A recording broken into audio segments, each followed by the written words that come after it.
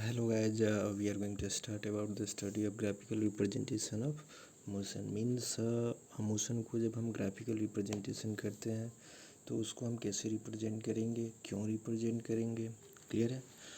तो ग्राफ्स जो होते हैं एक आपको कन्वीनियंट मेथड होता है जिससे कि आप बहुत ही बेसिक नॉलेज ले सकते हैं about the motion, any kinds of motion.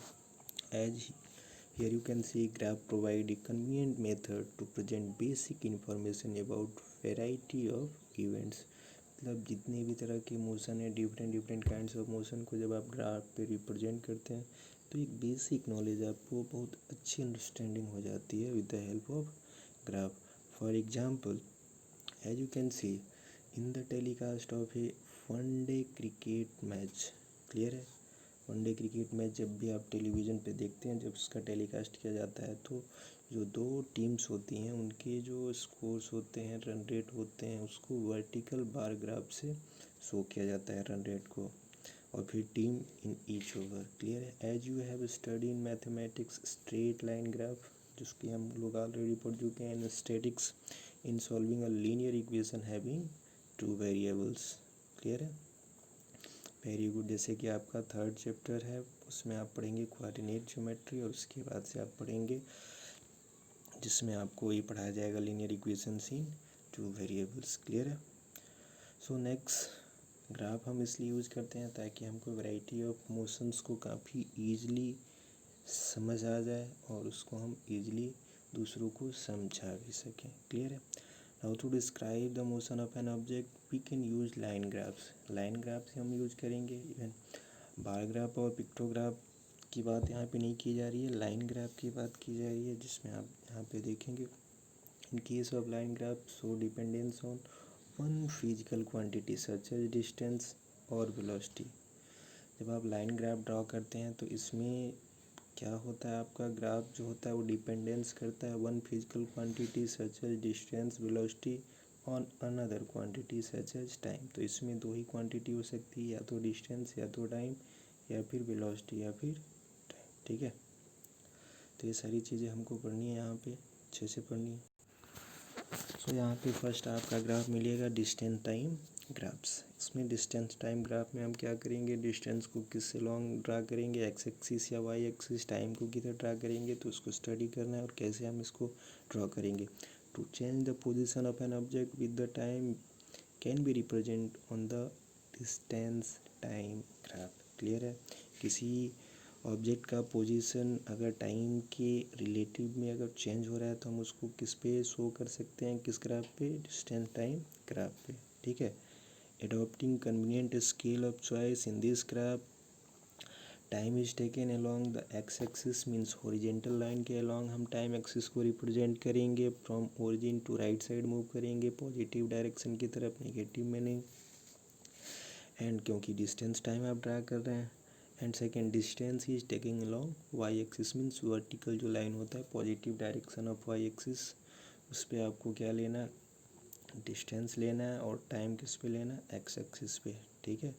Distance time graph can be employed under the various conditions where as objects move with uniform non uniform and remain at rest, means ये जो आपका distance time graph है इसको हम क्या कर सकते हैं, वेरियस कंडीशंस के लिए एम्प्लॉयड कर सकते हैं, यूज कर सकते हैं। जैसे कि अगर कोई ऑब्जेक्ट यूनिफॉर्म स्पीड में मोशन कर रहा हो, या फिर उसका स्पीड जो हो नॉन यूनिफॉर्म हो, या फिर अगर वो रेस्ट पोजीशन पे हो, तो तीनों कंडीशन के लिए हम क्या कर सकते हैं, डिस्टेंस टाइम ग्राफ को ड्रॉ कर सकते हैं और उसको समझ सकते हैं, क्लियर है।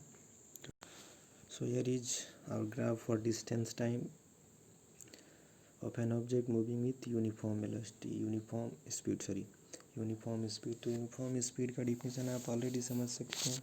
when an object travel equal distances in equal intervals sometimes, so we can say that object is performing uniform speed. So here as you can see distance is taken along y axis, ये y axis है, वो भी positive direction of y axis है जो कि vertical है, and this is x axis जो कि आपका टाइम को रिप्रेजेंट कर रहा है इन मिनट, एंड डिस्टेंस किसमें, इन किलोमीटर, क्लियर है।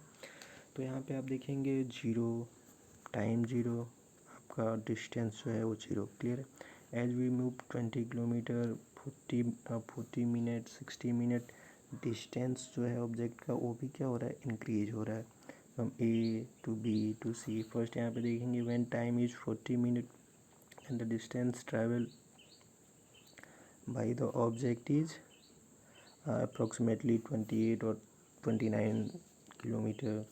Similarly 60. Here overall we can see there is a straight line. What this straight line denotes here? Straight line shows the uniform motion of an object. Clear है? जब भी आपको एक straight line graph मिले from origin or any other places, then we can say that this graph represent uniform motion of an object. Suppose कीजिएगा कि यही graph अगर आपको zigzag में मिले ऐसे, it means it shows non uniform motion of an object.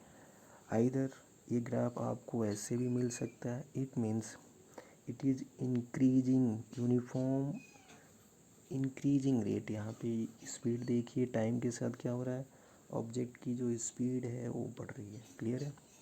तो इसको इंक्रीजिंग में आप डाल सकते हैं। सेम ये ग्राफ अगर इस तरह से हो जाए लाइक दिस, तो आप डिक्रीजिंग स्पीड कर सकते हैं। क्लियर है? नीचे आ रहा है, धीरे धीरे नीचे आएगा। एंड अगर ये ऐसे हो जाए लाइक दिस, देन ये क्या हो गया, कांस्टेंट हो गया। ठीक है? Parallel to time means time axis यानी एक्स एक्सिस के पैरेलल हो गया। Is there any problem? No problem. So here uniform motion is represented by this straight line graph. Is that clear? I hope that.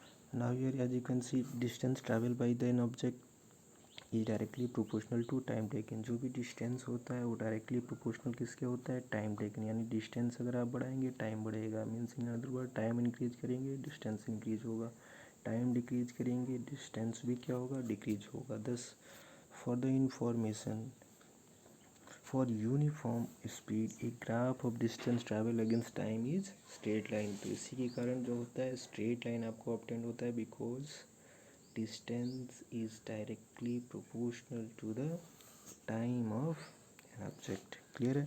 So why we get a straight line graph? As we can see, just अभी हमने देखा ना straight line graph just before.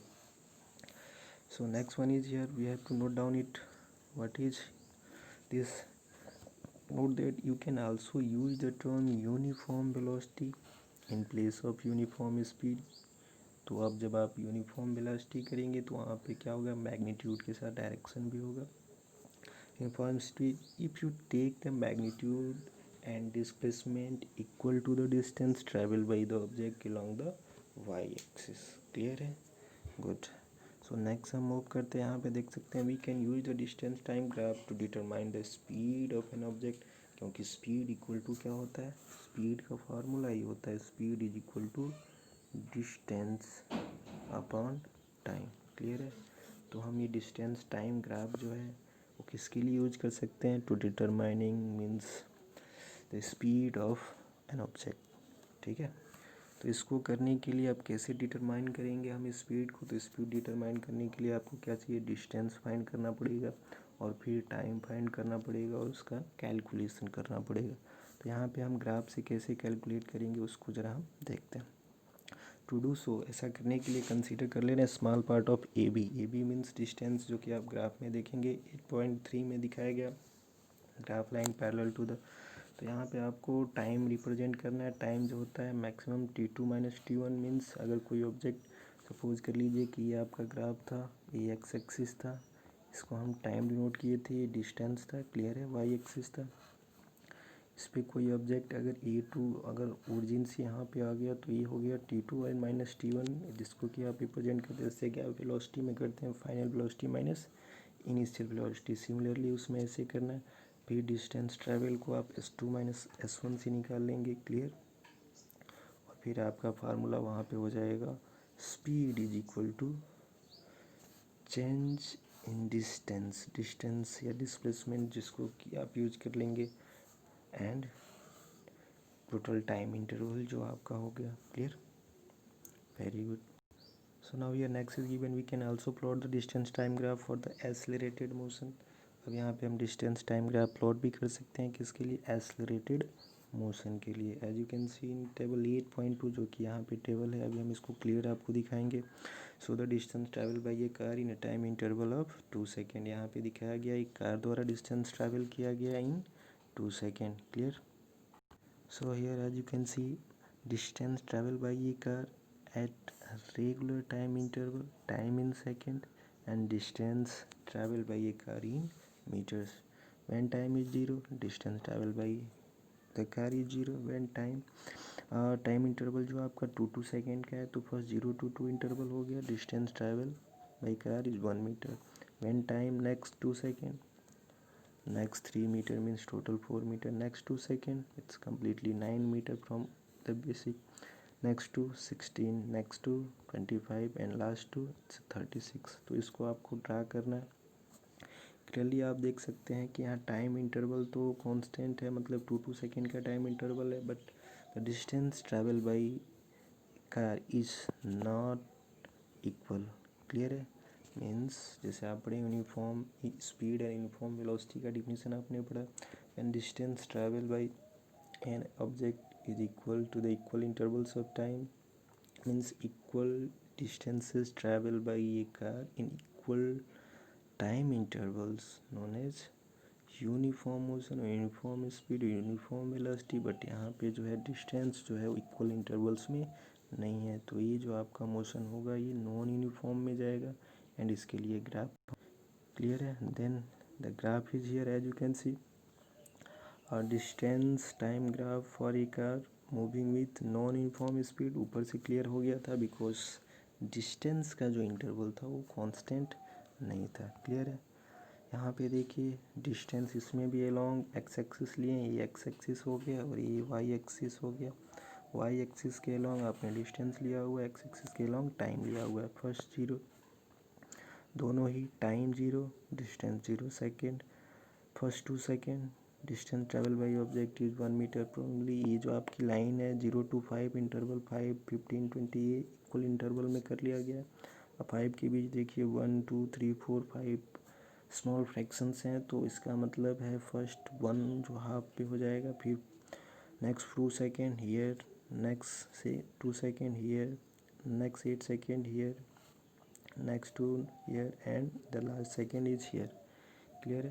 Clearly you can see that there is not a straight line we obtain on this graph, so we can also after seeing the graph say that this is non-uniform motion of an object। means यहाँ object जो है car है, तो car जो है किस तरह का मोशन कर रहा है, नॉन यूनिफॉर्म मोशन। क्लियर है। is there any problem? No. So after completing a distance time graph, here is the next graph naming velocity time graphs। velocity time में क्या होगा, इसमें सेम वही रहेगा, डिस्टेंस के प्लेस पे बस क्या आ गया आपका नया चीज़ वेलोसिटी। तो वेलोसिटी को वाई एक्सिस के लॉन्ग रखेंगे, time as usual x axis के लॉन्ग रहेगा। Clear. Very good. The variation in velocity with time, the variation in velocity with The variation in velocity with time for an object moving in straight line can be represented by the velocity time graph। वैसे ही यहाँ पे distance में किया गया था और यहाँ पे क्या किया गया वेलोसिटी में, तो वेलोसिटी टाइम ग्राफ हो गया। As you can see what we have to represent here, velocity time graph for uniform motion of a car. इससे पहले हमने non uniform motion of a car के लिए ड्रा किया है। यहाँ पे देखिए यूनिफॉर्म मोशन यानी कि कार का जो स्पीड है बिल्कुल फिक्स है, 40 किलोमीटर पर आवर। क्लियर है। टाइम रेगुलर इंटरवल से इंक्रीज हो रहा है, बट उसका जो वेलोसिटी है बिल्कुल कांस्टेंट है। ठीक है। Means we can say that we obtained a graph that is parallel to the time axis, means x axis. Means we can say that the object is in uniform motion, but this motion is constant। Clear है। good। and from this graph we observe that time is represented along x-axis and velocity is represented along the y-axis। clear है। if the object moves at uniform velocity, the height of its velocity time graph will not change with time।